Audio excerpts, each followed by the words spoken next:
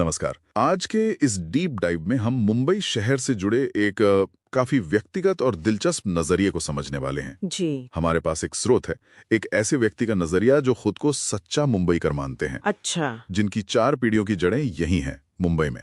भले ही उनकी मातृभाषा मराठी ना हो। तो आज हम देखेंगे कि मुंबई की पहचान, भाषा की राजनीति और शहर की मिलीजुली संस्कृति पर ये नजरिया क्या रोशनी डालता है। हाँ, और ये नजरिया इसलिए अहम हो जाता है क्योंकि ये दिखाता है कि कैसे एक इतने बड़े बहुसांस्कृतिक शहर में अपनेपन का एहसास और पहचान की भावना वो भाषा को राजनीतिक हथियार बनाने की कोशिशों से टकराती है।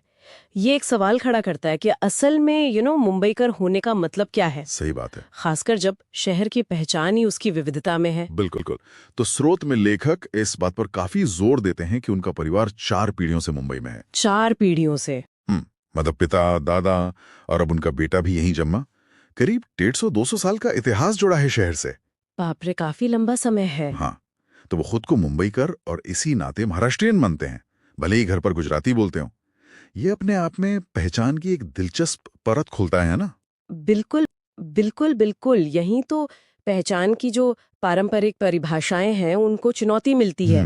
पहचान सिर्फ मातृभाषा या मूल गांव से नहीं बन रही है। सही।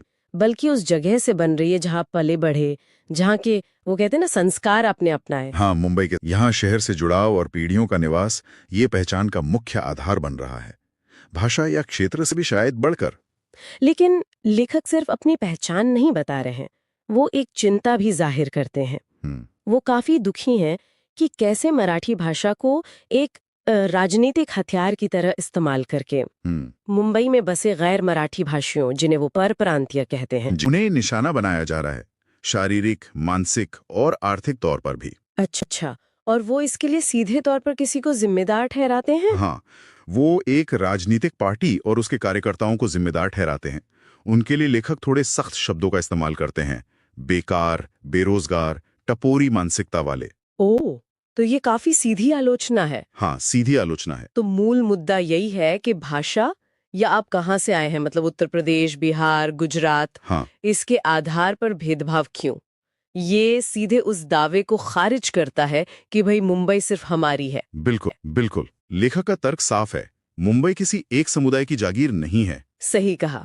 इसे उत्तर भारतीयों, गुजरातियों, दक्षिण भारतीयों, मारवाड़ियों और हाँ, मराठियों ने भी सबने मिलकर सींचा है। हाँ, ये एक सामूहिक प्रयास रहा है हमेशा से। और यहाँ एक और दिलचस्प बात वो कहते हैं। क्या? वो दावा करते हैं कि अगर जमीनी हकीकत देखें, मतलब ग्राउंड रियलिटी, तो आज मेहनत मशक्कत करने वालों में, चाहे वो टैक्सी ड्राइवर हों या बड़े व्यापारी और बिल्डर, हाँ, उनमें उत्तर भारतीय और गुजराती समुदाय काफी आगे दिखते हैं। अच्छा, ये एक आर्थिक पहलू भी जोड़ रहे हैं। हाँ, बिल्कुल। ये बात शहर की जो आर्थिक पहचान है उसे एक सामूहिक कोशिश की तरह दिखाती है। सही। जो सिर्फ एक भाषा बोलने वालों के दावे को एक तरह से कमजोर कर है। ये दिखाता है कि शहर की अर्थव्यवस्था कैसे अलग अलग समुदायों पर टिकी हुई है। सही बात। अब भाषा पर लौटते हैं। लेखक अपना अनुभव बताते हैं। वो खुद मराठी इतनी अच्छी बोलते हैं कि कोई पहचान नहीं सकता कि उनकी मातृभाषा नहीं है। अच्छा। और उन्हें मराठी से प्यार भी है, भाषा अच्छी लगती है,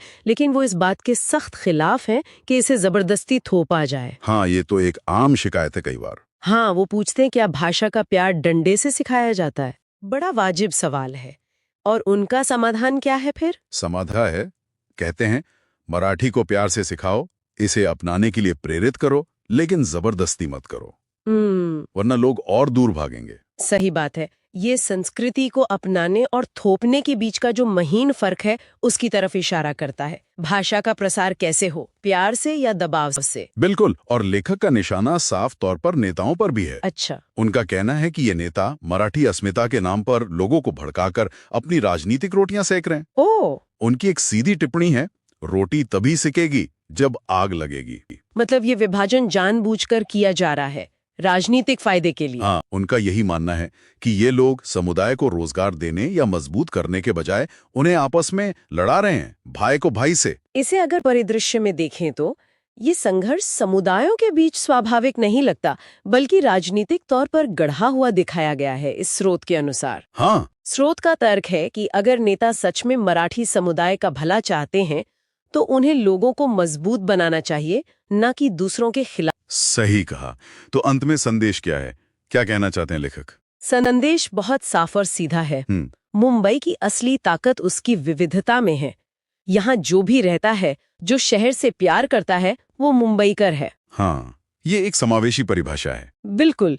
और नफरत फैलाने वालों के लिए एक चेतावनी भी है। चेतावनी? कैसी चेतावनी? हाँ, निष्कर्ष में अपनापन भी है और दृढ़ता भी। एक तरफ कहा गया है कि मराठी भाई हमारे अपने हैं, लेकिन नफरत फैलाने वाले नहीं। ओके। और दूसरी तरफ एक खुली चेतावनी है, मुंबई में रहना है तो मोहब्बत से रहो, वरना जवाब मिलेगा, और अब की बार बहुत साफ। ओह, तो ये काफी मजबूत स्टैंड है। जी हाँ। तो इस डीप डाइव का निचोड़ सार यही है, मुंबई की विविधता का जश्न और एकता की एक मजबूत अपील। हाँ। साथ ही भाषा के राजनीतिकरण की कड़ी आलोचना, और ये सब एक ऐसे व्यक्ति के नजरिए से जिसकी पहचान शहर से गहराई से जुड़ी है, भले ही भाषा अलग हो। बिल्कुल। और ये हमें एक बड़े सवाल पर सोचने के लिए छोड़ जाता है ना? क्या सवाल? कि कोई भी शहर अपनी खास सांस्कृतिक पहचान कैसे बनाए रख सकता है, जबकि वो अपने सभी निवासियों के अलग-अलग योगदानों को भी गले लगाए? ये तो मुश्किल सवाल है। खासकर तब जब पहचान का ही राजनीतिकरण हो रहा हो। स्रोत का अंत वैसे इन नारों से होता है: जय महाराष्ट्र, जय मुंबई, जय हिंद। जय हिंद। तो ये था हमारा आज का डीप डाइव। मिलते हैं अगली बार।